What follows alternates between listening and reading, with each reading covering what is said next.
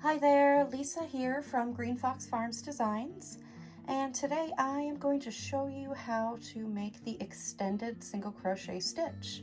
So this, we're going to work very similar to a regular single crochet. We're just going to add another loop and pull through.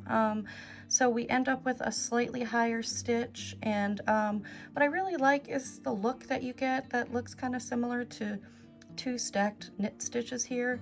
It's got a decent amount of stretch to it, a little more than a single crochet, but not too much. So as you can see, I've worked a few stitches so far and into just my beginning chain here, and now I'm going to show you how to finish this out.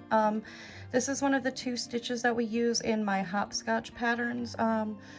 So this one here in particular, we are working on a Hopscotch mug cozy.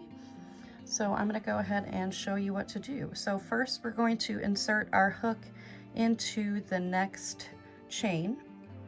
We're going to yarn over and pull up one loop. Okay, then we're going to yarn over again, but instead of pulling through both loops like you would for a traditional single crochet, you're going to pull through just that first loop. So this is what it looks like there. And then we're going to go ahead and yarn over one more time. And now we're going to go ahead and pull through both loops on the hook. Oops, sorry. Okay, and that is it. We have created our first extended single crochet.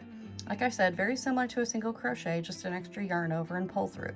So let's do that again. So again, insert your hook into the next chain, yarn over and pull up a loop.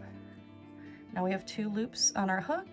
We're going to yarn over again, and we're going to pull through just that first loop on the hook, yarn over one more time, and pull through both loops. Oops, sorry, catching on the yarn there. Okay, so now we've completed another extended single crochet. So let's just go over that one more time. So insert your hook into the next chain, yarn over, pull up a loop. We're going to yarn over again, pull through just the first loop on the hook, yarn over again, and then you pull through both loops on the hook. And that is all there is to it. So for this pattern, I would continue working my extended single crochets to the end of this chain here. And that is what I'm going to work on doing here. I will go ahead and put a link to my tutorial for the other stitch we use in the Hopscotch Patterns, which is a crossed double crochet.